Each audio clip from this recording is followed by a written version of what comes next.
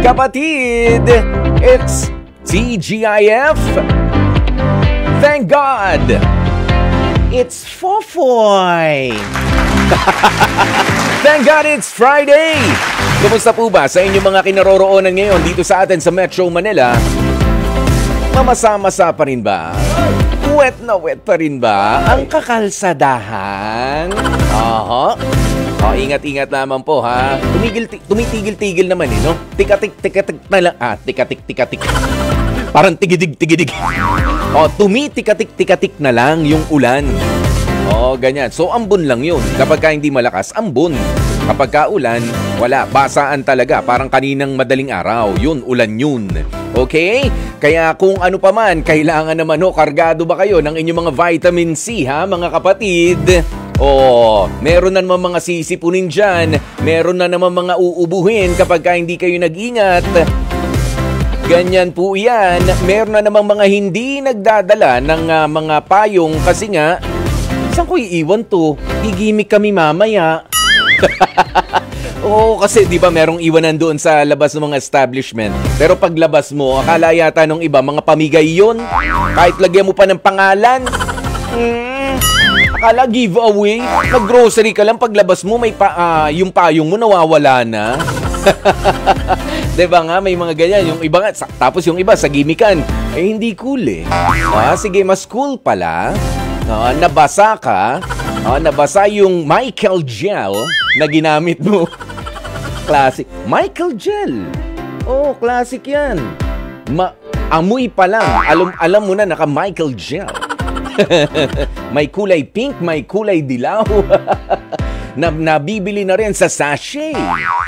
Ganyan ha. O pagka nabasa yun, naku, sira yung ilang oras mong inayos. Na buhok. Na talaga namang pinipilit. Yung iba pinipilit maging straight. Konting basa lang. Ayun na naman. Parehas mo na naman. Kulot mag-isip. 16 minutes makalipas ang alas 12 ng tanghali ang aming pong paalaala. Baka naman ito ha, huwag nyo namang kalilimutan. Para sa mga medyo nalilito pa nung nakaraan, papaano nga ba? Papaano nga ba makafollow? Papaano nga ba ang makasilip, makapakinig sa mga social media accounts ng 92.3 True FM? Ito po ang mga paraan. Napakarami mga kapatid. Kayo na po ang pumili. I-follow nyo na ang @Radyo 5 True FM. Okay? O kung paano po isulat yan, kung paano i-type @radio, yung Filipino na radio, number 5, tapos True FM. One word po yan, @Radyo 5 True FM. Saan nga po ba yan? Sa Facebook, meron tayo, @Radyo 5 True FM. Hanapin nyo rin po ang ating YouTube channel, @Radyo 5 True FM. Ang ating Instagram, @Radyo 5 True FM. Sa Threads at sa X, @Radyo 5 True FM. At sa TikTok, @Radyo 5 True FM. Paulit-ulit yan ha. No space. Para close na close tayo. Ayan ha. Inulit-ulit ko na para maalala po ninyo @Radyo 5 True FM para sa ating mga social media accounts. Samantala, sa radyo, syempre, nandyan sa 92.3 nga. Maraming salamat po sa lahat ng mga malalakas na mga nakikinig po sa atin. Sa radyo, sa mga kainan ngayon, sa inyong mga tahanan at sa inyo ring mga sasakyan. Thank you mga kapatid! Mula sa balitaan hanggang sa mga entertainment shows ng 92.3, kayo ay nandyan, na-appreciate po namin. We love you. Maganda na umpisa na nga po natin ang ating programa sa pamamagitan ng HEART. Okay? At alam nyo naman na para sa dati pang mga nakikinig ng ating programang ito, no? Kapag ka sinabing HEART, dito po natin malalaman kung ano ba ang pipiliin ng dalawa sa mga makakausap natin na couple. Usually couple, pero nagkaroon na rin po tayo ng guest dito, no? Na mag-ama, na mag-ina, ganyan. Aalamin natin anong magiging desisyon nila sa mga problemang kanilang mga pinagdaraanan na isasangguni nga po sa ating programa. Kaya naman para sa ngayon, eto na nga. Yamot na raw kasi itong si Leo sa kanyang live-in partner na si Hana. Yan ay dahil mas lamang pa ang pagiging gimikera at pagbabarkada ni Hana kesa naman doon sa kanilang pagiging magkasama ni Leo. Kaya itong si Leo, no choice, maski raw yung mga gawaing bahay ay cargo niya na kahit na nga galing pa siya sa trabaho. Kahit anong pigil naman daw o pagbabawal nitong si Leo sa kanyang kinakasama na si Hana, sobrang tigas naman daw ng ulo kahit ilang beses nang nakipaghiwalay sa kanya itong si Leo. Ang tingin tuloy ni Leo, siya na lang talaga ang bumubuhat sa kanilang mahigit 1 taon ng relasyon.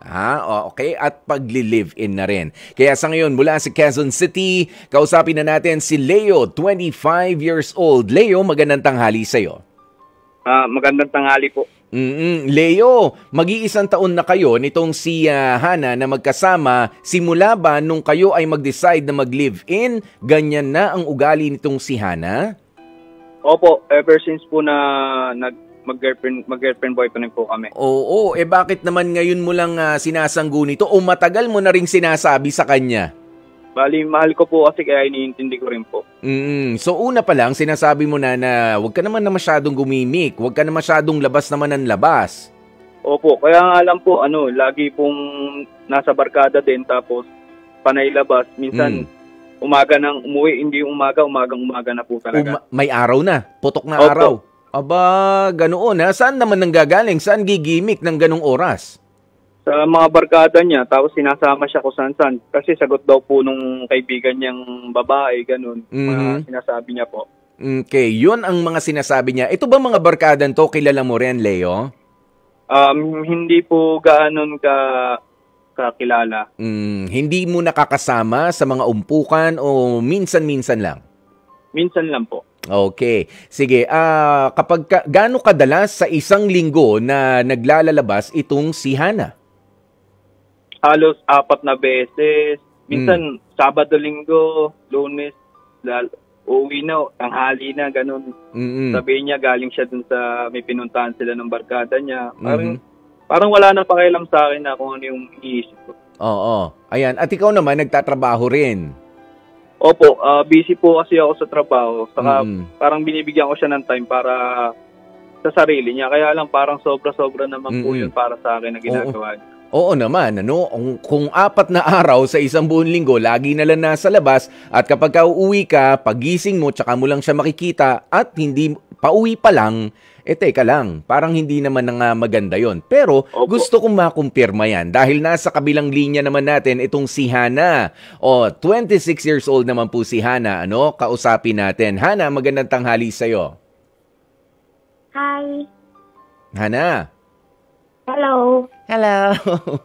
Okay. Hana, sandali, bakit naman ganoon? Ano bang gawa mo sa buhay? Meron ka bang trabaho? May trabaho si Leo? As of now, wala po. But I'm just enjoying my life. Hindi mo ba ma-enjoy ang buhay mo nang kasama si Leo o nandun ka lang sa bahay para alalayan din naman? Ito naghahanap buhay na partner mo. Dahil po kasi busy po rin siya sa work. So, wala naman po akong kasama sa bahay. Ano pong gagawin ko sa bahay? Ganun. Wala ka bang TV?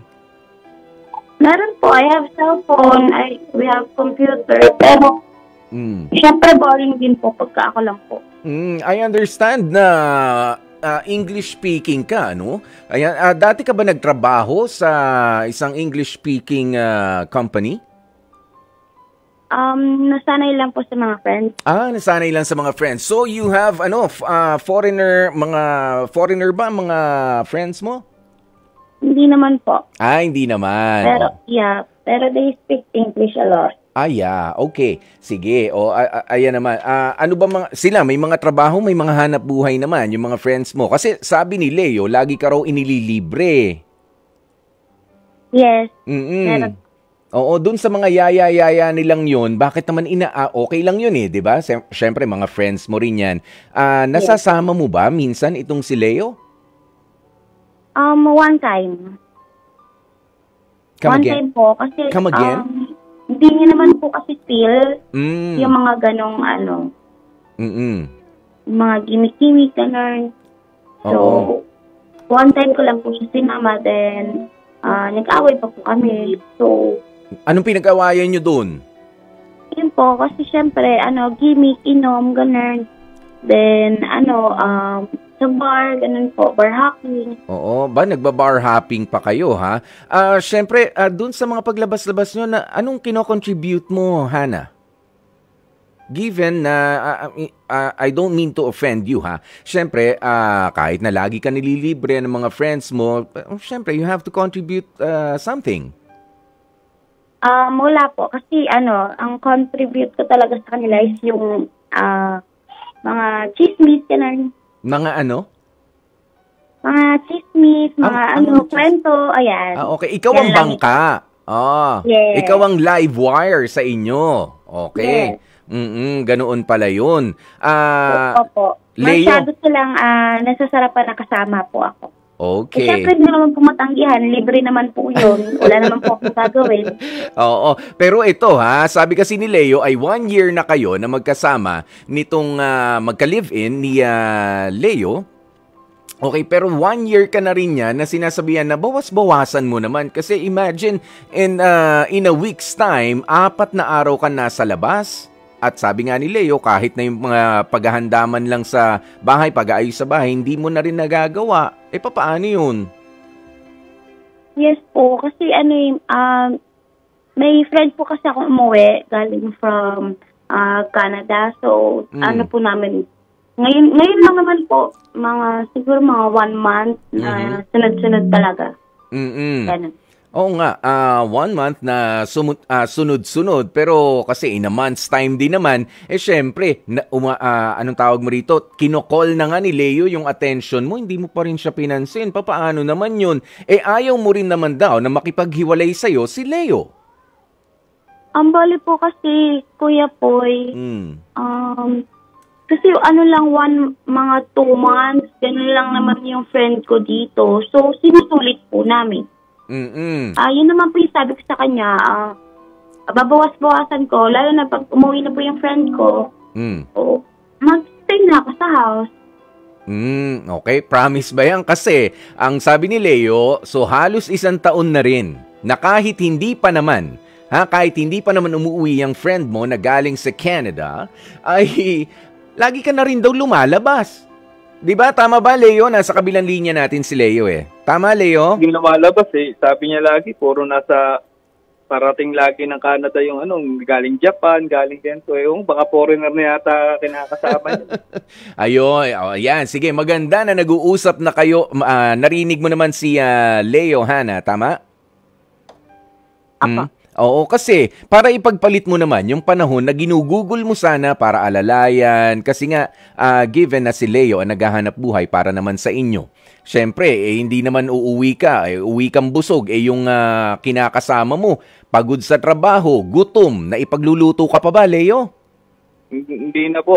Kahit yung mga take-out nila sa pinaggimikan nila, walang inuuwi si Hana? No! Nag-uwi may po ako. Yun. Ano no? Inuuwi ko po. Nag-uuwi. Fair. Okay. Sige, mag-usap kayo. Leo and Hana, bibigyan ko kayo ng 2 minutes. Sige, Leo, sabihin mo na yung gusto mong sabihin talaga dito kay Hana. At Hana, bigyan mo naman ng pagkakataon na mapakinggan itong si Leo bago ka sumagot. Okay, go ahead, Leo. Okay pa. Hana, alam ko, live-in partner pa lang tayo. And gusto ko ma-enjoy mo yung life mo, yung pagiging babae mo, syempre, yung mga bagay na gusto mo pang gawin. Pero wag naman sana na parang umabot na tayo sa abuso na. Yung tipong parang lahat ng bagay, ako na lang gumagawa sa bahay, uuwi ka, parang ako pa yung magsisilbi, ako na yung pumapasok, ganun. Pero alam ko part ng pagiging partner natin yun. Kaya lang, parang abuso na talaga na, parang ikaw na lang iniintindi ko, papasok ako, puwet din ako, kakantay sa'yo, kasi hindi naman ako pwede matulog na nawala ka sa tabi ko. Siyempre, saka nasasaktan din ako. Minsan nagsiselos din ako kung sino yung mga kasama mo dyan. Hindi mo naman pinapakilala sa akin.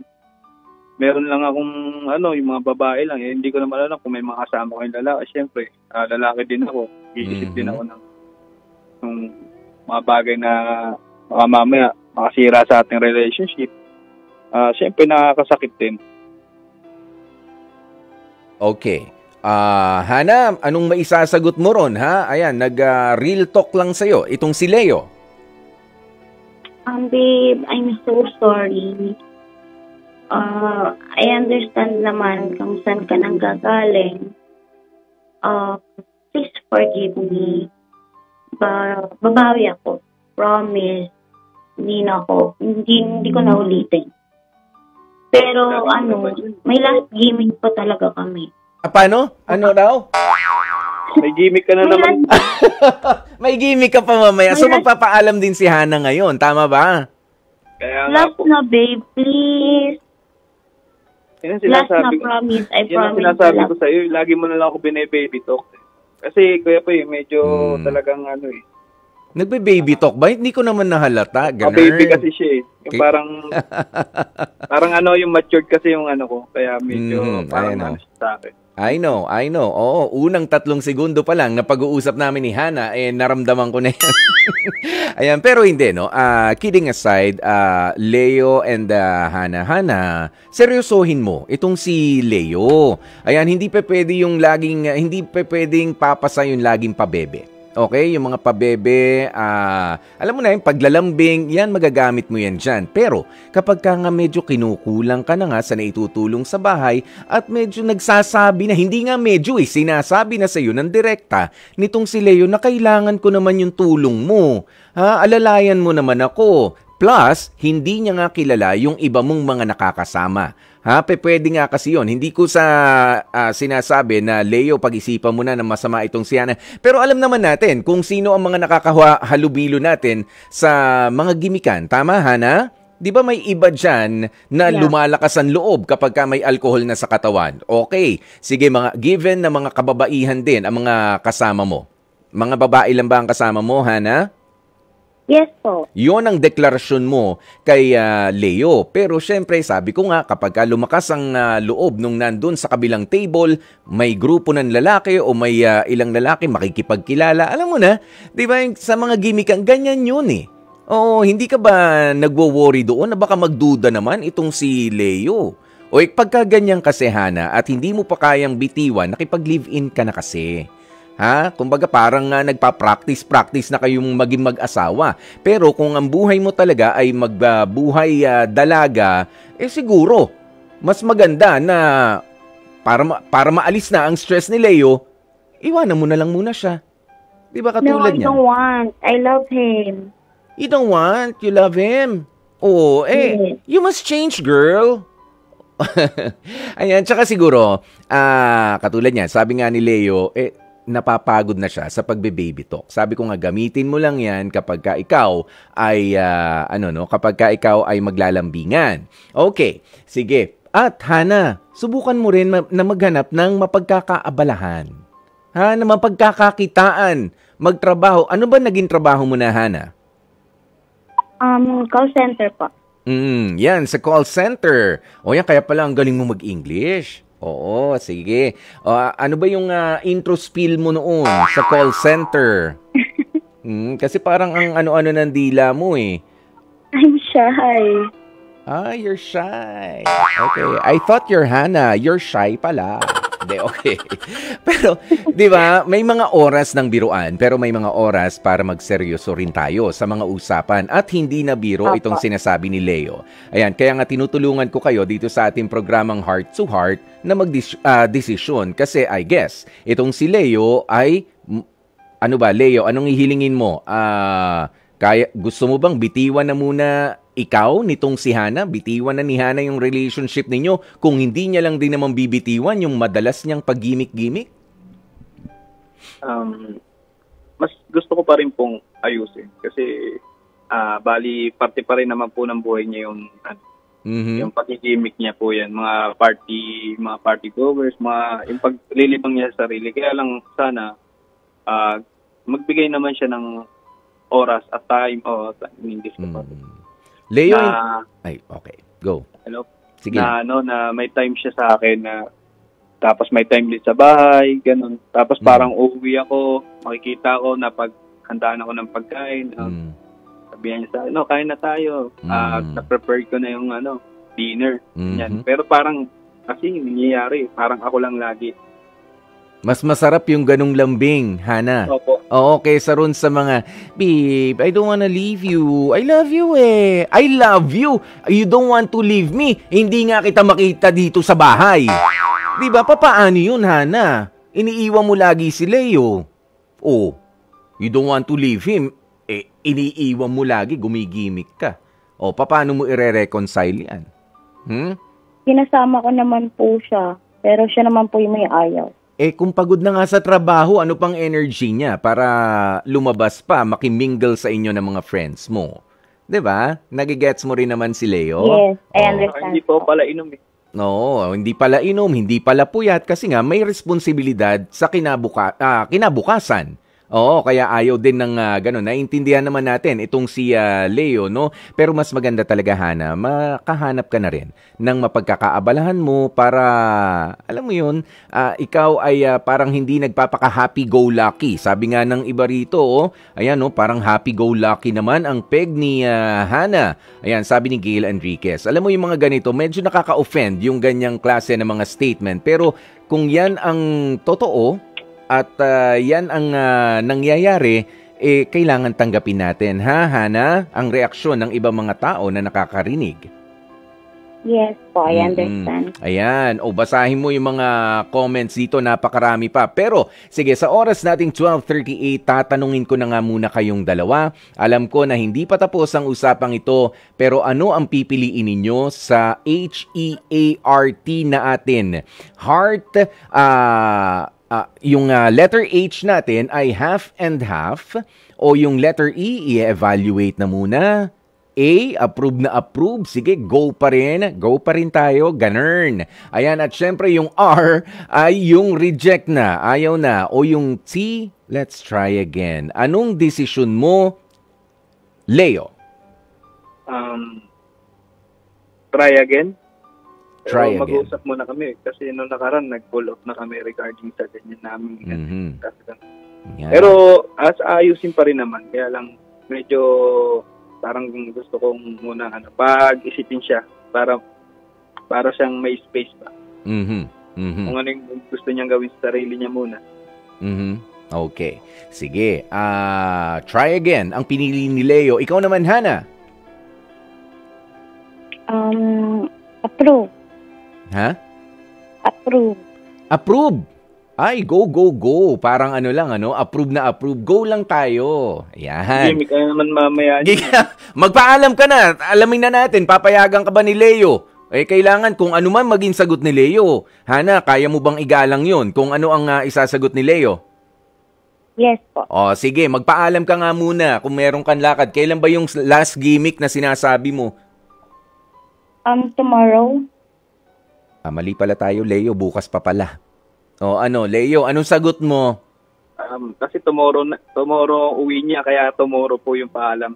Tomorrow ang uwi sa'yo, kaya tomorrow ang paalam. So, hindi rin uuwi sa'yo, tama? Opo, kasi magigimik yan, mamaya pa lang, di tomorrow na uwi niya. At tomorrow, linawin mo nga, Hana, kailan ka aalis para gumimik na naman? Hindi ako alis ngayon, tomorrow hindi pa. Pero, kung ayaw mo, hindi na ako alis. Yeah. Sinasabi mo lang yan, ganyan na naman. Tapos, ikakadal-kadal mo lang ako. Tapos, pabibito ka. Tapos, mamaya wala ka na naman. Promise, pagka ayaw mo, hindi na ako alis.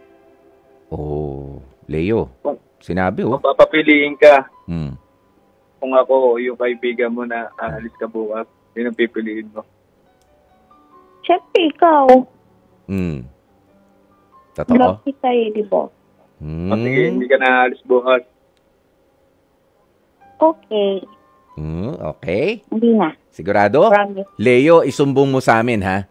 Isumbong mo sa amin kapag ka... Sige, kakantsawan natin to si Hana kapag ka ikaw gumimik pa rin.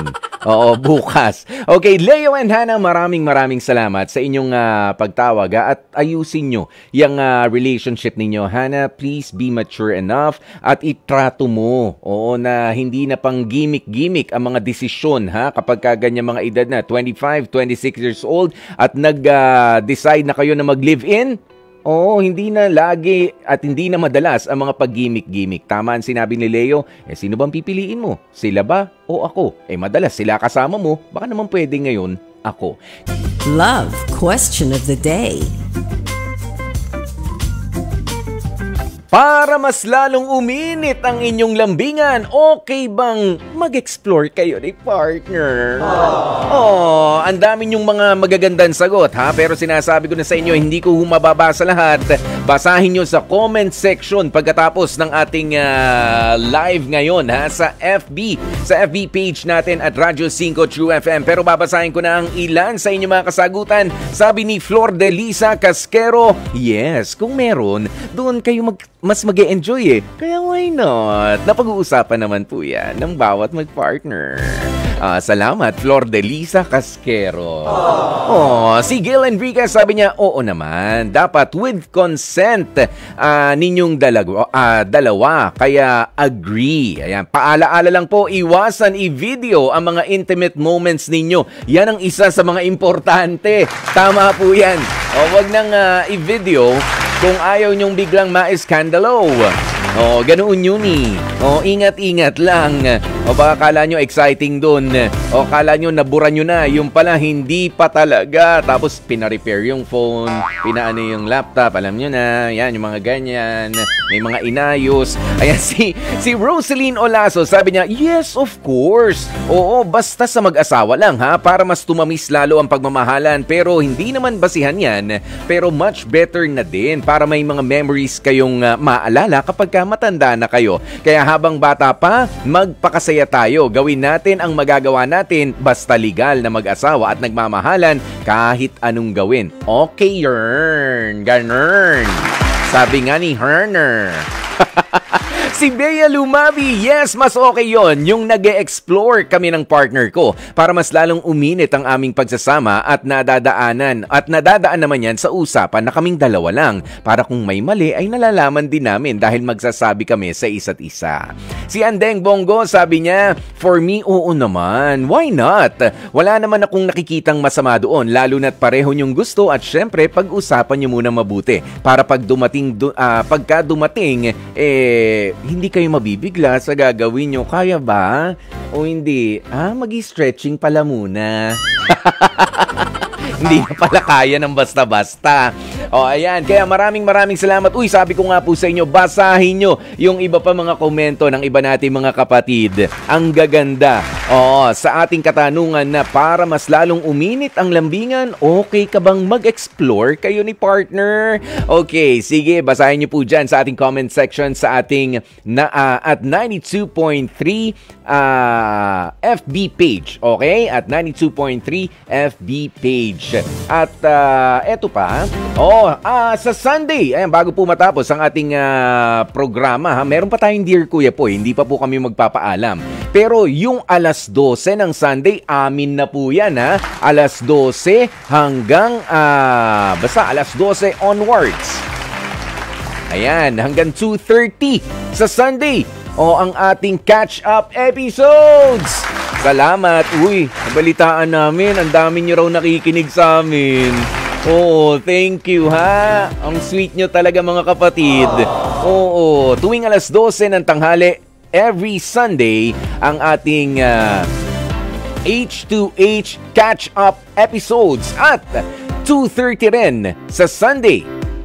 Ay, eto na. Meron bago kayo mapapakinggan. Oo, yung Match Made kasama naman si Anna Ramsey. First airing niya yan sa Sunday yan pagkatapos ng ating catch-up episode ng H2H. Dear Kuya Poy,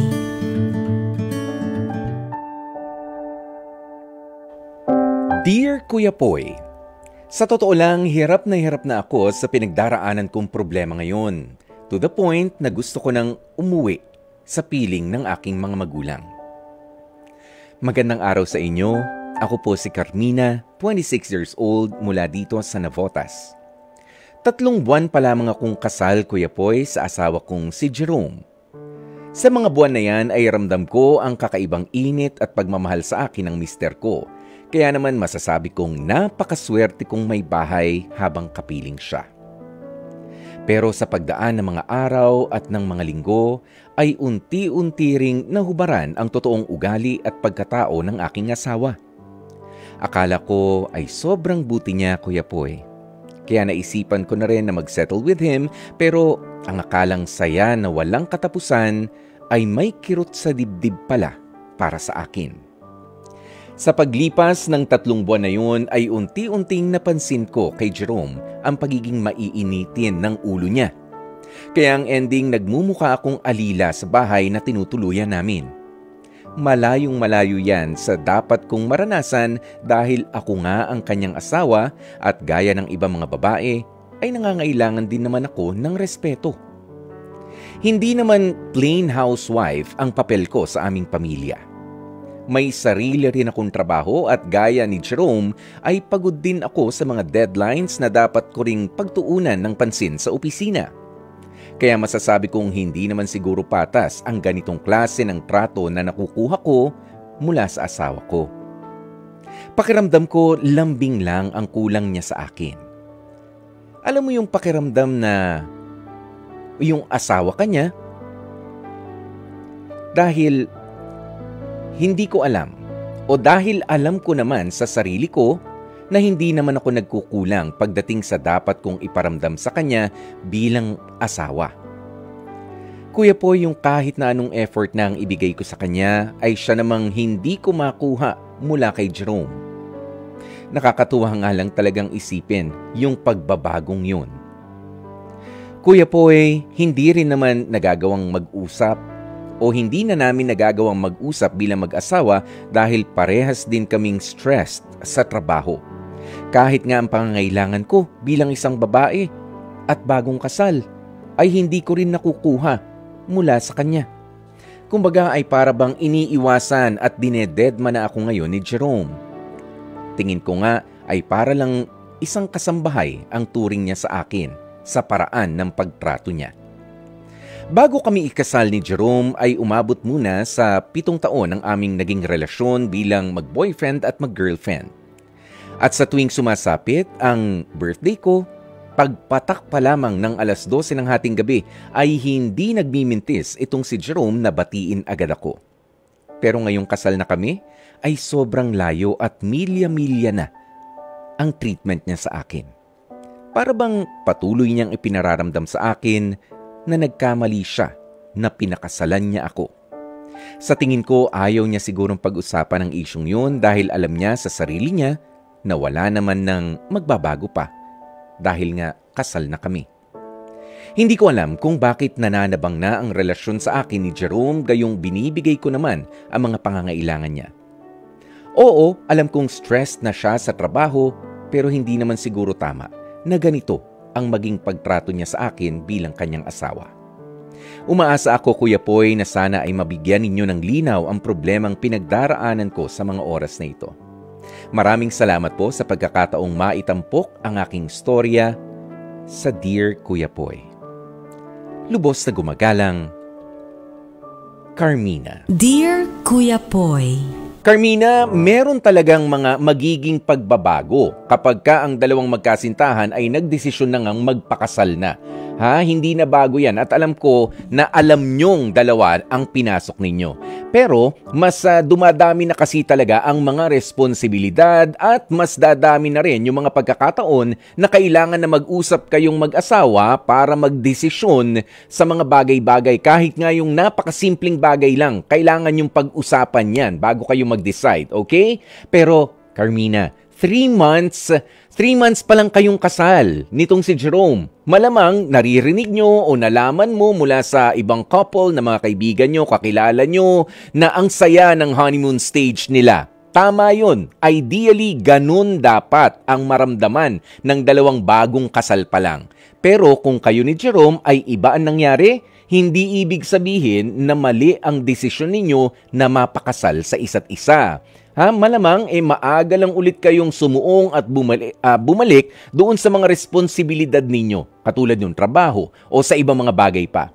Malamang hindi ninyo nabigyan ng sapat na panahon ang pulot gata o yung honeymoon stage para sa inyong dalawa. Pero natural lang yan. Yung iba talaga natatapos na yung honeymoon stage after a month, after 2 months, ayan, at sa 3rd month, ayan, parang nag-iiba na. O kaya ang paalaala ko para sa inyong dalawa, just take it easy. Okay? At sabihin mo kay Jerome na relax lang at huwag naman masyadong magpaka-stress. Parehas kayo nasa adjustment period pa at damihan nyo, dalasan ninyo ang pag-uusap bilang mag-asawa, i-address ninyo kung anuman ang mga problemang yan dahil may mas malalaki pa mga problema na dapat pag-isipan at pag-usapan sa mga darating na araw. At sinasabi ko na sa ito, bilang isang taong may asawa na rin, araw-araw, walang tigil yan. Mas makikilala at makikilala mo pa ang partner mo.